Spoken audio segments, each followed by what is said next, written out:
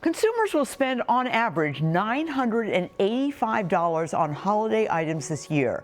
But with inflation and high interest rates, low prices are a huge draw. And no one appears to have lower prices than two relatively new retail giants, Temu and Shein. Well, who are these companies, and are those prices for real? Now, this is Talking Points on CBS News Minnesota. Good evening and welcome to Talking Points. I'm Esme Murphy. Tonight we are looking into online retail giants Temu and Shein. We will talk to a leading marketing professor about how these two giants have succeeded in getting their names out and whether their business models can succeed.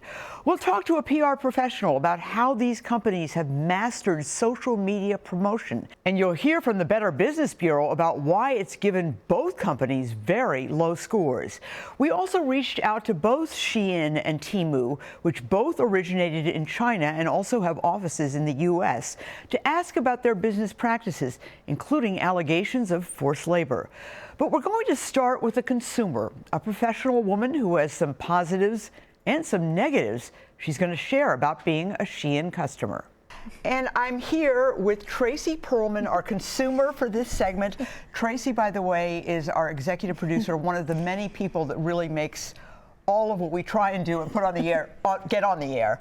But Tracy is a fan of Shein, and she just overheard me talking about this show in the newsroom. Said, well, I shop there. So tell us about, first of all, the top you have on right now is from Shein. Yes. How much was that? This was $16. Okay. So I'm not a huge shopper. I don't like going to malls. Right. So being able to buy online is really nice for me and convenient. Okay. This is from there. All of these items that are from my closet are also from Shein so as well. These are all thumbs up, and they're really cute. This one was how much? I mean, this is... That was, I think, $17 or so, and I usually buy stuff that's already marked down, and it's already pretty cheap to start with. Okay. And then these are the ups, the positives. These were the keeps. Then we're going to show you not some of the thumbs everything's a keep. down. Not every keep, but so this is a nice blouse for, you know, wearing to work or out or whatever. Yeah. And how much was this? Probably around $10. I bought that over the summer. Okay. And a lot of their summer stuff is a lot less expensive. Okay. How did you hear about Shein? Because you haven't done Temu, but you've done Shein. How did you hear about it? I have a friend who is a total fashionista and always wears cute stuff, always wears trendy items, and I tend to wear basics. And she's like, you got to check this out. It's easy. You'll find your size if you know your measurements. So I did it. It was hit and miss. But the hits, I think, are really nice. These are really nice. And this bag, $16. Yeah, and I love that. I get a ton of compliments on that. But the thing is, and you have ordered many things from Shein, you have found that the returns for you don't work. What's the problem with returns? Because it's a big problem here. So I have found, for me, stuff I buy is not super expensive. Right. So I'll buy 4 or 5 items and need to return 2 of them. And it's just not worth it for me to go to the post office. So I leave them in the bag. This is a return. That's a return. I end up donating them, or I give them to friends. Okay, because is it more complicated than... Yeah, sometimes like you go to buy it. Tracy, I wow. know. But like you think you're buying a shirt or a dress, and it's not what you think it is. What did you think this was? I thought it was going to be like a shirt to wear under a blazer. This is not a shirt to wear under a blazer. So we've got kind of a negligee. Yeah. Is that something you found that you've ordered stuff and gotten something you really didn't expect? Yeah, nothing like too big of a surprise. This sweater in particular, I love. It's cropped. I don't always like wearing cropped stuff. It's just not my style, but I love the sweater, so I'm going to keep it and find a way to wear it. But a lot of times it's the material I didn't quite like, or it didn't sit quite right on me. And how about the quality? Quality, to me, you get what you pay for. Okay. If I'm buying inexpensive clothes, I'm not expecting high quality. I'm actually shocked more often than not with how good some of the quality is. Like, I think this sweater's super warm. Yeah, it's really cute. Fuzzy. It's nice and long. Right. So I enjoy it. But and you know, this is not a shirt we wear to work. That is not a shirt we wear to work at all. What advice would you have for people who are looking at it and who maybe think, well, gee, I'd want to return it and everything like that? Yeah. What advice do you have? I would just say order a couple things first so that you understand your sizing with them. Like, it took me a couple orders to be like, oh, I'm a large, got it. Like, whereas at some stores I'm a medium, other stores I'm an extra large. And then also check your measurements, because These are sometimes European sizes. They're sometimes made overseas in Asia. So the sizes are all going to be different. But if they have the chart, Okay. follow the chart. And basically, it sounds like you feel that you get what you pay for. Yeah. Here. 100%. Okay. All right. Well, that is our consumer perspective from Glad I could help. our wonderful executive producer, Tracy Pearlman. Up next, we'll hear from the Better Business Bureau and also a public relations expert. Well, joining us right now is Bao Vang. She is the Vice President of Communications for the Better Business Bureau of Minnesota and North Dakota. Thank you so much for coming on. Oh, wonderful. Thank you. Thank you for having me, Esme. Can you just tell us what are the BBB ratings for both Shein and Temu? Yes. So there is a number of factors that go into how we rate businesses. And we rate businesses whether they're accredited with BBB or not accredited with BBB. And we have about 1 million business profiles across North America. And right now, Shein is at an F rating. That is likely because of unanswered complaints. I see more than 1,000 complaints that's registered on our business profile just related to their products and services. And for Temu, they're at an C- rating right now. Again, likely because some unanswered complaints and reviews. So going back to Shein, you said that there are some 1,000 complaints that have not been answered. Can you explain that? I mean, obviously anybody might be unhappy with any business, but if they file that complaint, are the businesses expected to answer?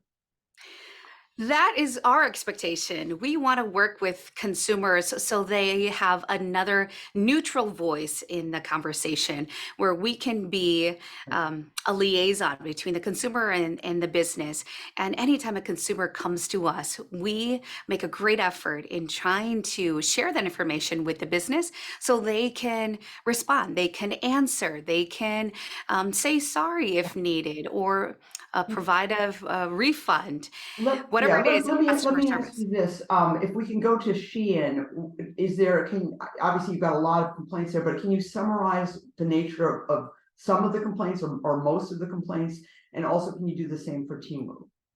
So for both sites, what we're seeing are delayed products and services, bad customer service, meaning they're just, are the businesses willing to work with the consumer when they see a delay in their product, or not a product at all, or a product that is not as advertised when it shows up to the door. So I would say those three things add up to the majority of the complaints and reviews for both sites.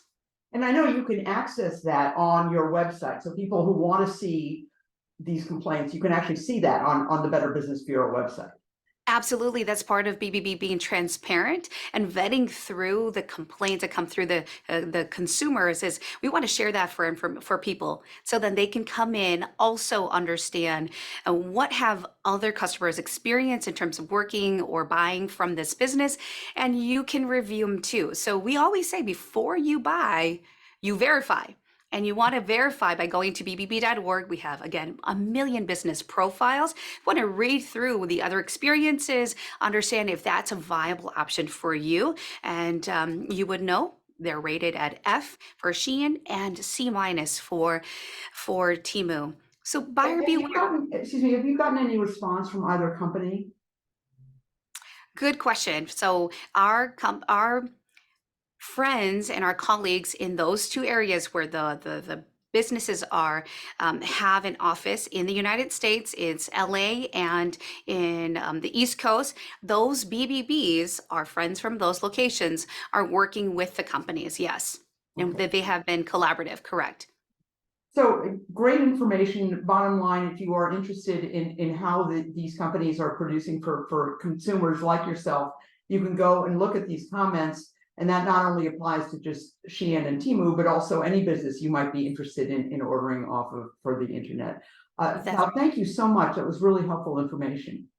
Excellent. Thank you for having me. Joining us right now is Maha Abuan, and she is a PR professional who has her own company who tracks marketing and communications trends. Thank you so much, Maha, for coming on. Thank you, Esme, for having me. All right. Temu and Shein, we are tracking them. A lot of people, it's the holidays, people want to get a bargain and give a nice gift. What are some of the things you're observing about these two entities, Shein and Temu? Well, first of all, I've never used or purchased any of these brands, but I have heard of them because they have such aggressive marketing. They are really taking into wanting to get a grab and take a bite of the US market. They want to be a disruptor in the US market to Amazon.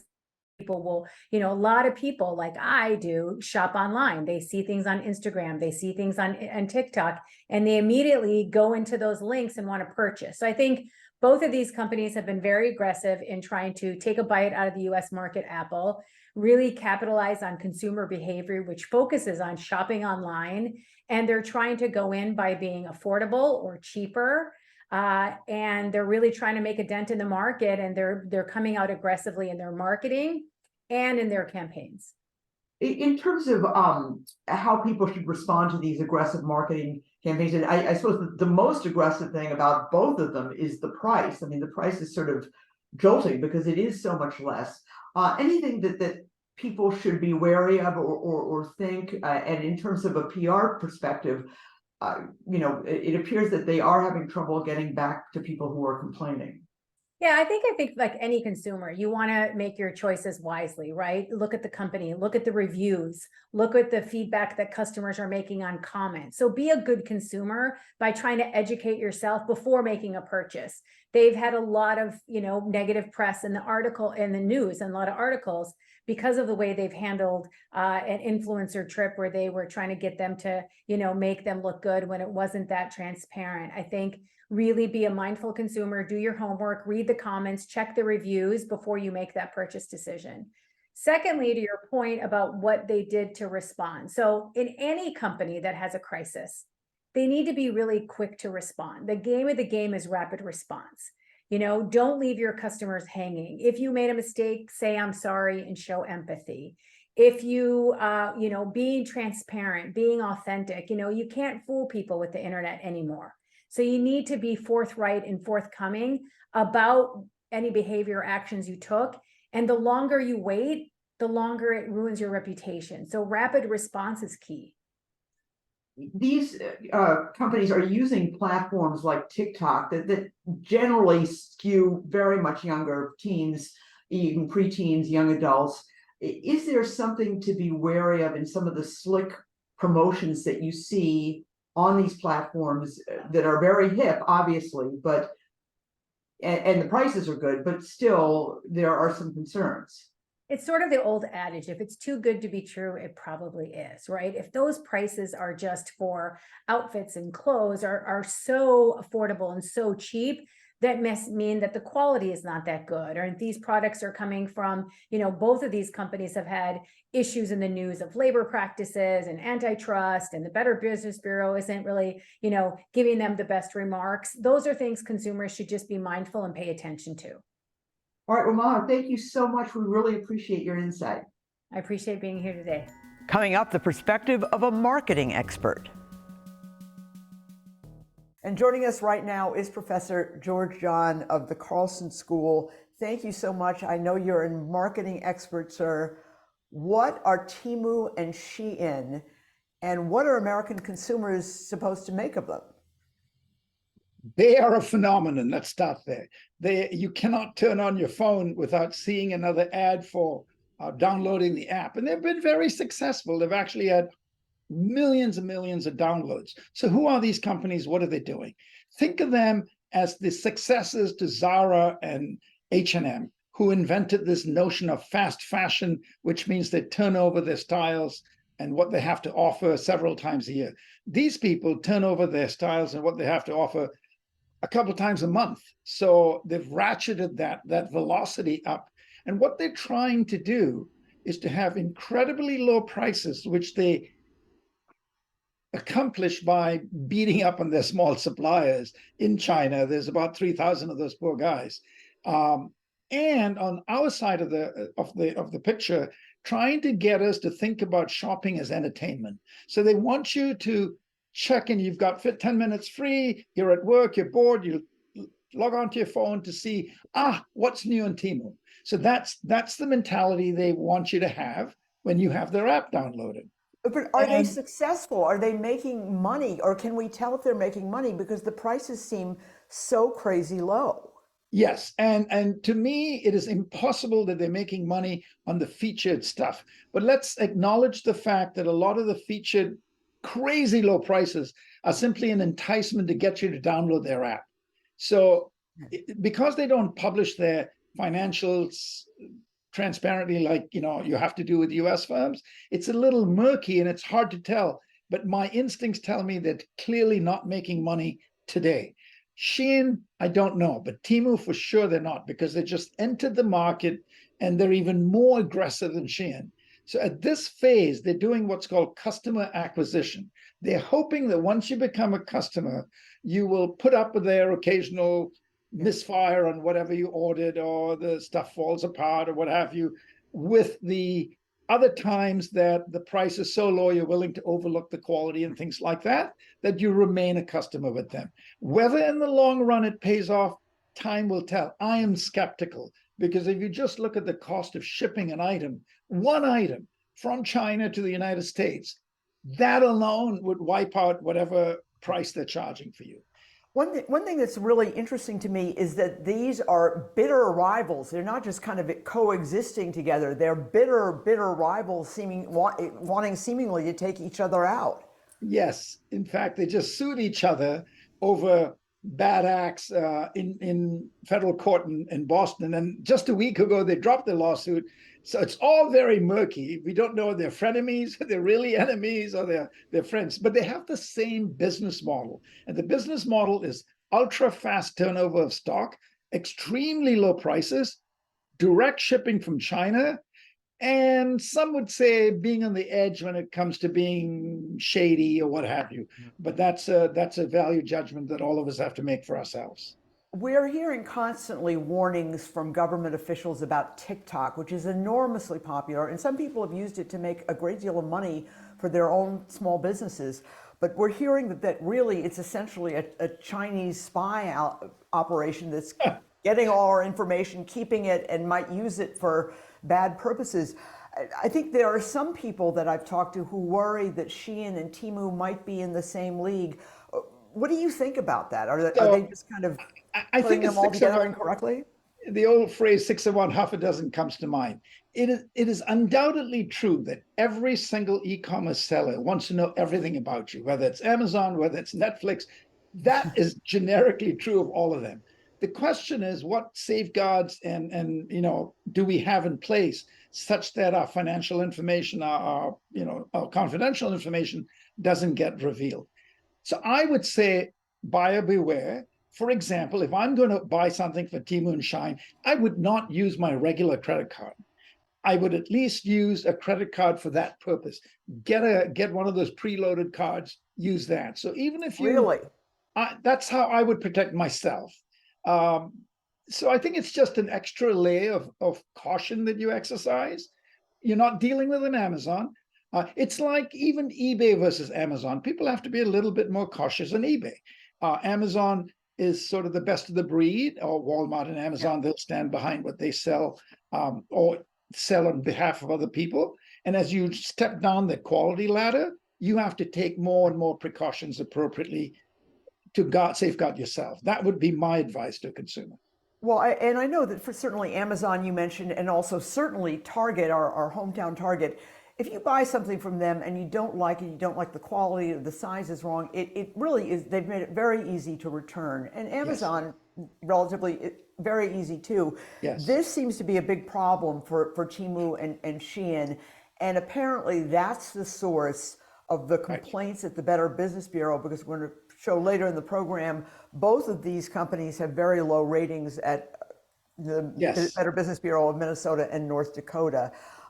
Is that something that can hamper their growth or even destroy them as a company? It can, but remember, they're depending on this combination of entertainment and shopping. So there are people out there for whom, the occasional bad product, I'm not going to return it, it's cheap enough. I'm not going to buy a $300 item from them, but I'll buy a $20 item. I'll buy a $50 item max. So even Amazon, if you buy something from them that's very low value, let's say a $8 cable, and the cable is bad, they actually tell you, don't bother returning it, just throw it out, we'll send you another one. So even they have to react to the fact that sometimes if the price is low enough, it's not worth shipping it back. Temu and Shein, I suspect, have a higher bar for that because you have to ship it all the way back to China, which is expensive. So I can understand them adopting the Amazon policy. I don't know if they've adopted it, but that's what they should do if they want to protect their reputation. That if it's a low enough price, just put it to the side and we'll deal with it. However, Amazon also has a firewall there. If you do that too many times, they'll kick you off their system. So they've got all of these artificial intelligence bots seeing your patterns of behavior to make sure that you're not just pulling a scam on them. I think it's a little bit like that. I'm sure there's some murky things that you should be careful about when you shop at Temu and Shein. All right. Well, listen, thank you so much, Professor Georgian. I really appreciate it. Great insights, as always. Thank you, Esme. Good luck. Have a good day. Now, I did reach out to both Temu and Shein. Shein gave us a detailed response, denying allegations of copyright infringement and forced labor. They also said Shein is laser focused on being customer first and delivering the best shopping experience for our customers. Temu also gave us a detailed response, saying its prices are low because it can eliminate middlemen and that they have a 90-day return policy. A Temu spokesperson also told us consumers can shop with peace of mind on Temu. Temu does not sell customer data and does not share payment information with our merchants or partners. We have posted Shein and Temu's full responses on our website. Well, that does it for this edition of Talking Points. As always, please feel free to email me with suggestions and comments at esme@wcco.com. The show streams every Wednesday and Thursday at 6:30 and 9:30 on CBS News Minnesota. Thank you so much for watching. I'm Esme Murphy, WCCO News.